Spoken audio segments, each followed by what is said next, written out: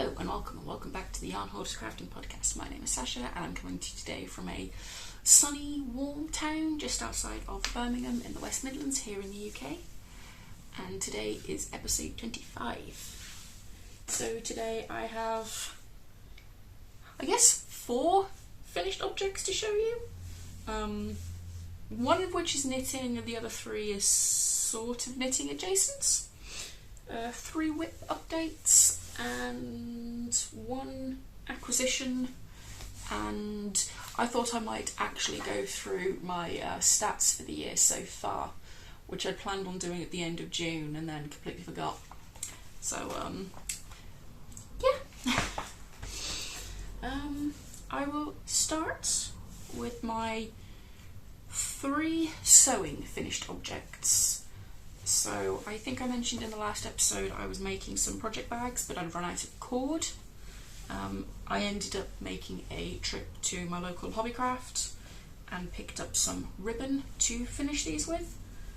And I think I mentioned I wanted project bags so that I could cast on all of the things. I haven't yet cast on all of the things, although one of the bags does have a project in now. And these are the project bags I made. So these 2 are basically exactly the same, just with the fabrics reversed. So they are Harry Potter fabrics, the Honeydukes and the Bertie Bott's Every Flavour beans.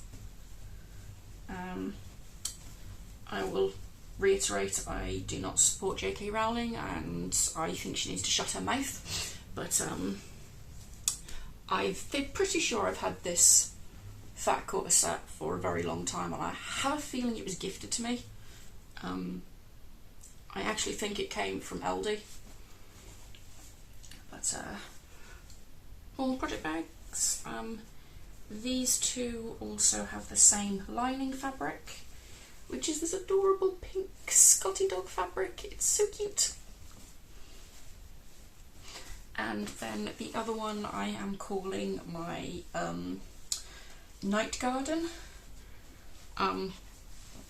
This came from a different fat quarter set, which has a lot of garden themed prints. This one has a well and a secret door. And this one has blue Scotty dog lining. Unfortunately I am now out of the blue Scotty dog fabric. I do have plenty of the pink left for a few more bags. Yeah, I love these bags. I have plans for what to put in them once I get around to casting them on. I am trying to cast off at least 1 more thing before I cast on all of the things, although I don't know what that's going to be because I don't really think anything is near completion. But you know what, it's my crafting. If I want to cast on all things, I should cast on all of the things. My only knitting finished object, I've just realised I haven't told you what I'm wearing again. I'm good at this, aren't I? Right. I am wearing the Plant Lady top by Agatha Makiewicz. It is a lacy bottomed, I should try and do this in such a way that I'm not going to flash everybody.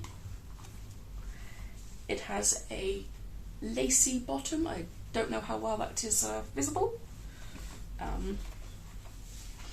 It is the same designer that my current tank top is by, the Golden Oak tank, which I'll get to later.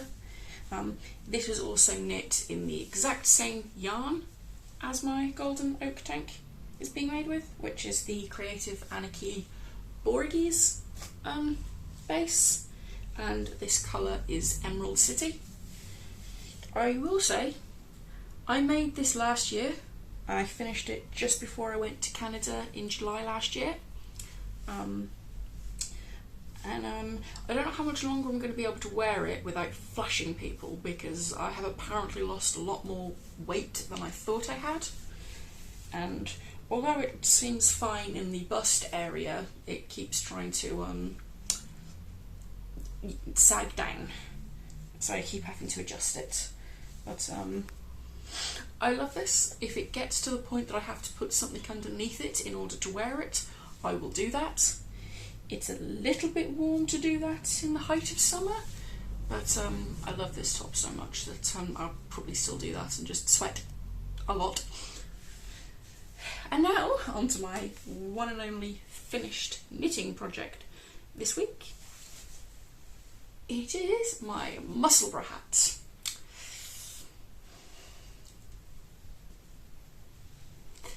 That I ran out of yarn for. I don't know how well that's going to show up. It's a lot more, the tip is a lot more green than the rest of it. But this hat weighs 106 grams of yarn. So apparently I should have weighed the cake of yarn before I started knitting the hat, because I thought I only needed 6 grams to do the decreases. I left myself in the end 8.5 grams to do the decreases and still needed 3 grams of yarn from something else. So, but this is, the pattern is by Isolde Teague. I'm sure everybody knows of this pattern. This was literally just a utilitarian knit. I needed a new winter hat ready for this coming winter, because my old one is made with a chunky weight acrylic and it squeaks against my glasses. It didn't used to. I didn't have any problem until I got these glasses, and now they squeak every time I take a step. So this is my new winter hat. I will try this on. I will then apologise for the state of my hair afterwards, because I haven't long got out of the shower, so it's still slightly damp, and I'm sure this hat is going to completely mess it up. But yeah, this is the finished hat. I wish I had a bit more brim, because if I pull this down over my ears, I basically lose the brim at the ears. But it's fine. It'll work, it'll do. I don't tend to wear hats all that much in the winter. It's mostly for when it's just cold, like really, really cold late in the evening, or if it's snowing. I doubt I will wear this under a hood in the rain, but yeah, this is mostly for when we go on our evening walks. We usually go for a walk around the block after dinner every evening, unless it's absolutely hammering it down, but yeah. So that's what this is for. Obviously, it being August and there's supposedly a couple of months of summer left, I will put this upstairs in the winter clothes drawer to be pulled out along with the other stuff. And then, yeah. So that's it for finished objects. I will move on to my whips. Since I've already mentioned my golden oak tank, I shall start with that. So this is using the Creative Anarchy Borgies base in the colourway Hot Springs. And this is the colourway in the cake. This is the cake I haven't started yet. But it is a beautiful colourway. I absolutely adore it. And I forgot to move the progress keeper last week, so I'm not sure exactly how much I had. I will say I did technically have a bit more progress, and then had to tink back 3 rows because apparently halfway through I forgot to add the yarn overs. So I don't know where my head was at then, but so if I'd remembered to do the yarn overs, I might have actually finished the lace patterning at this point. But I think I've got 2 rounds of lace 4 rounds of cables left, after which it's basically on to stockinetting the round up until you separate for the triangles, which once I get to that point this should kind of fly off the needles, but yeah. So the pattern is the Golden Oak Tank Top, excuse me, by Agata Makiewicz. This is being made on a 4mm needle with fingering weight yarn, so it's going to be lovely and drapey. And these are my Blue Fern Yarns stitch stoppers. And yeah, there's not tons to say about this at this moment in time. But I'm pretty sure I say this every week that I show this, but hopefully I'll be finished with the lace by next week. So we shall see. My next project, which is in one of my new bags. So I'm not sure what I'm going to do with this project, quite frankly. So this is the self-drafted maybe top. As you can see, I have now added a neckline to this, a knitted rib v-neck, 1x1 rib. And the reason I don't know what I want to do with this is because when I was binding off the rib, I was doing a sewn bind off, the one that is basically a Kitchener stitch, and the 100% cotton, I think it's 100% cotton anyway, sorry, 51% recycled cotton, 49% acrylic yarn. I think I've been saying this is 100% cotton, it's not, it's recycled cotton and acrylic. But the yarn broke twice while I was binding off. All of the pulling it through the loops caused it to break twice. And given the amount of pilling that's already on the other t-shirt I've made with this yarn,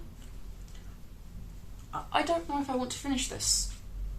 I don't know if I should finish it and hope, if I should reclaim the purple yarn for something else, or if I should just cut my losses and chuck it away. I don't know what to do with this. I am not happy, and ever since I did the neckline and it bounded off, I basically chucked it in this bag so that I didn't have to look at it. I don't know what I want to do. I don't know whether I should just push through and finish it, but if it's going to break every time I try and bind off a rib with the green, I was going to do a ribbing around the armholes to cinch it in a bit. But if I can't bind it off, what am I going to do? Yes, so this project is currently sat in the naughty corner. It can go and sit over there and think about what it's done. And my last whip for this week, this isn't all of the whips. If you've been here before, you know this is not all of the whips. But the last one that's actually seen significant amounts of progress is my opal socks. So this is Opal Surprise. It is a 75/25 sock wool. Most of the packaging is also in German. Please don't ask me to pronounce any of it because I will insult any native German speakers and I don't want to do that. But this is the sock so far. I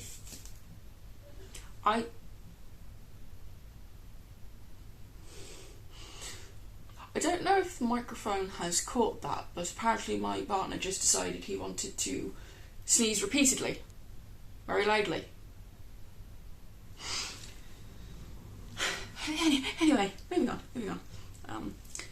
this is where I've come with the socks so far. I think I'm ready to put the toe in. I do need to double check this. They are for me. And I can remember the sock pattern from a partner off the top of my head. However, having made myself easily into the double digits of socks at this point, I still can't remember the sock pattern for me. So I have to check the number of rounds for the foot every single time. But this is where I've come so far. This is a pattern I've designed.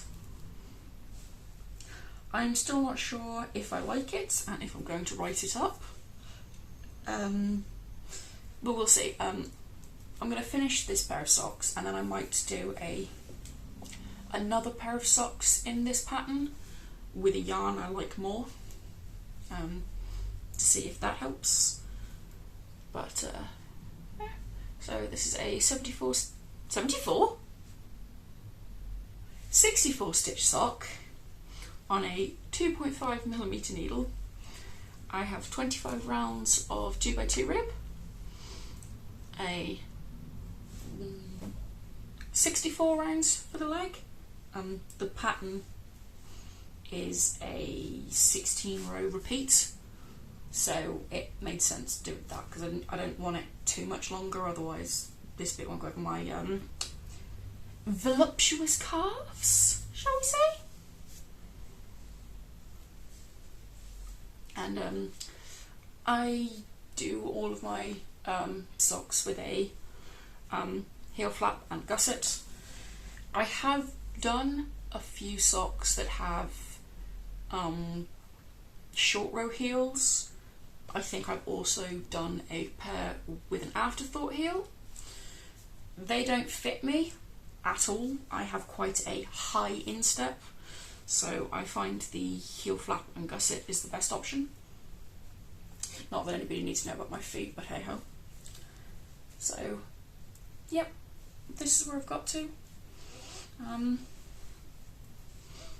Yeah, I think I was on the gusset the last time you saw this, so this hasn't seen tons and tons of work, but it's been a busy week. And for whips, that's kind of, well, that is it. I think I've done a couple of rounds on other projects, but not really enough to drag it all out to show you, to say, hey, this is ½ centimetre bigger. I will now talk about my acquisitions. Before I do that, I will give a slight disclaimer / warning. If you have ordered the Mousewitch Yarns Halloween Mystery Skein, the 100g mystery skein, please look away or jump to this timestamp because I'm about to show you it, because it arrived yesterday and I'm very happy with it. Fair warning. So when I placed this order, I think it had only been an active listing for about a day, and it hadn't been announced in her shop update before that, so I kind of stumbled across it by accident. And I like Halloween yarn, so I decided to buy one. And it arrived yesterday, which I was surprised by because it did say that it wouldn't ship out until the middle of August. So, but this is the Trick or Treat Halloween Mystery Skein by Mousewitch Yarns, which is Mandy from Mouse's Makes here on YouTube. And this is the package I got. I will take it out of the crinkly bag in just a moment. But yeah, this is what arrived. I will say, when I ordered this, all I was expecting was the skein of yarn. I don't know whether the listing actually said there'd be extras. I just saw Halloween mystery skein and went, you know what, I've had Mouse's yarn before, so order. Please excuse the crinkling. So, I believe this was the inspo picture, which shows a lot of like greeny blues and purples, which are very much my sort of vibe. It also came with some more stitch stoppers or needle stoppers, which are these adorable little gnomes. They say hello fall, and they are sitting on pumpkins, which match the yarn colours quite well. They are adorable. It also came with this project bag, which is also adorable. I haven't actually opened this yet. I don't know whether Mouse made these herself, or if they were made for her, but it's adorable. I love this bag so much. I am looking forward to putting my Halloween socks into this bag. And then this is the yarn. It is amazing. So this is the My Switch logo, and the back, the colourway is apparently just called Halloween 2025, and I adore this. I love this speckled section right here with the orange and the black and like the other colours that are in it. This beautiful rich purple, the speckles, the greeny blue. It's lovely. I absolutely love this. It's even better than I could have imagined it being. I don't usually buy mystery yarn, but I know that I quite like Mouse's colourways, so, and fun fact, I have actually met Mandy from Mouse's Makes quite briefly. She went to the Christmas wool show at the NCC last year. I also went on my own, and it might not seem it here, but in person I am painfully shy at times, and I kind of spotted her and was like, hi, I watch your YouTube. And this was during the season of, it was in December, so it was during the Vlogmas videos, and I was just going, hi. So, yeah. An embarrassing story there. I was just kind of like, hi. I think I was actually wearing this top as well. But yeah, I am looking forward to this. I will probably wind this up and cast this on for September as some Halloween socks ready. I do also have somewhere one last Halloween skein from Hobie to use. They came out with their Halloween yarns a couple of weeks ago now, and I had hoped there would be more sock wool colourways. There isn't any new ones, which I'm kind of disappointed by. I'd been hoping there were some different ones for this year, but anyway, please excuse the rustling for just a moment while I move this out of the way.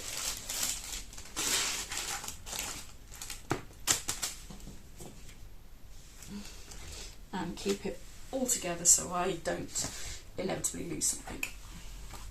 So, the last thing I wanted to go over today was my stash stats for this year so far. When I originally started this channel, I planned on doing this every month, and then forgot. I thought, oh, it's okay, I'll just do it at the end of June, maybe the beginning of July, for sort of the mid-year roundup. It's now August. So, I don't have full in-depth big numbers, but I do have some basics. So this is how I'm doing it. So far this year, I have brought in roughly 4,000 kilograms. 4,000 kilograms, Sasha, no. 4,000 grams or 4 kilograms of yarn. Some of that was gifted yarn, some of it was for specific projects. A big chunk of it came from my Wonderwool haul. And so far, I have managed to use almost 3,000 grams or 3 kilograms.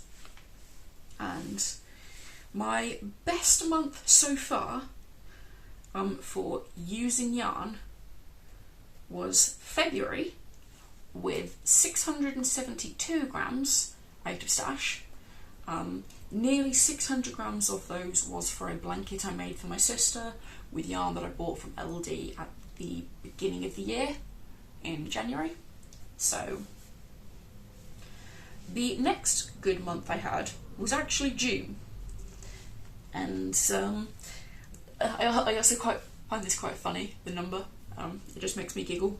But in June I used up 666 grams of yarn in 3 projects. 2 of those were big projects. They were not big projects, they were old projects, which was the bag that had been sitting in purgatory since last September and my open work crocheted wrap. I also finished my Tolster tea.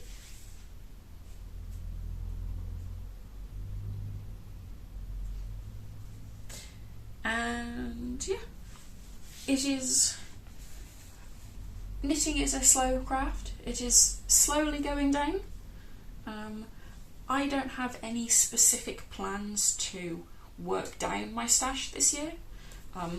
My goal is to be, I'm calling it stash neutral, which means I am within 500 grams more or less than what I started with. It doesn't matter if it's 500 grams more than I started the year with. It doesn't matter if it's 500 grams less than I started the year with. So long as it is roughly stash neutral, which I think I can do. I don't have any big plans for large purchases this year. For the remainder of this year, I don't think I'm going to any other yarn shows this year. I think the next yarn show I'm going to is Wonderwool. I had hoped to go to the Christmas yarn show, which was held last year.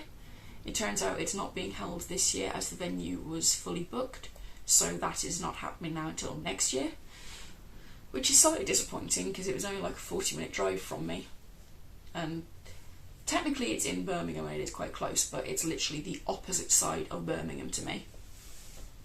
And yeah, I suppose we'll move on to reading and watching and life stuffs. I am still watching Peaky Blinders with my partner. We are on episode 6 or 7. Can't quite remember. We watch about 3 episodes a week. And other than that, I have been so busy that I haven't watched much else anyway, other than a couple of documentaries when I went to the gym this past week.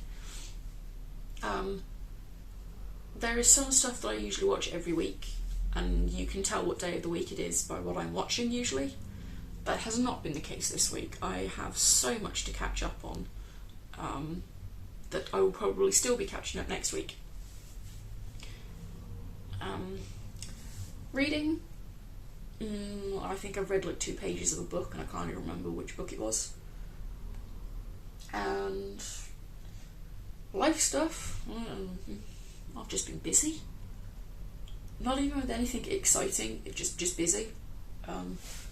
I finally have my booking in appointment with the surgery team on Friday. It turns out I also have a dentist appointment Friday morning, so that's going to be fun. It's usually fun. I haven't had any work done on my teeth in about 4 years now, so Actually, no, tell a lie. I did have work done. I had apparently lost a filling and I didn't even realise it, so I had to replace the filling. But other than that, I haven't actually had any real issues with my teeth since I cracked my wisdom tooth on a cherry pit. So I got that coming. The dentist doesn't bother me all that much until they start coming at me with a needle and it's like, ugh! Anyway, other than that, yeah, life's just been busy. I have been selling some old things of mine on Vinted, which is another reason why I've been quite busy, because I've been like sorting out when I have actually had free time. Been selling some of my old books, mostly ones that I don't have any emotional attachment to. There's no sentimental value in them. They're just taking up space at this point, so... And yeah, if I can get a few extra pennies in my pocket from selling them, I could put that into my yarn savings account for when I go to Wonderwall. Don't think I've done anything else. Oh, I went to Hobbycraft to pick up some ribbon, and I don't know what it is about Hobbycraft. I don't know if it's just stuff, but they don't really have anything good these days. They don't have anything really good yarn-wise. Their fabric selection's a bit naff. It all seems to be a lot of like paper crafts. I suppose they've got a couple of jigsaws there, but I'm not. Excuse me, but I'm not into the sort of puzzles they have. There's a little bit of model making, I suppose, but it seems to be 90% baking and paper crafts, which, don't get me wrong, I like baking, but I don't know why people go in there and buy all of the like the pre-made boxes that you could probably just get from the supermarket. It's like, here's a cake mix and all of the stuff to decorate it with. Oh, I'm waffling now, aren't I? Anything else to talk about? I don't think so.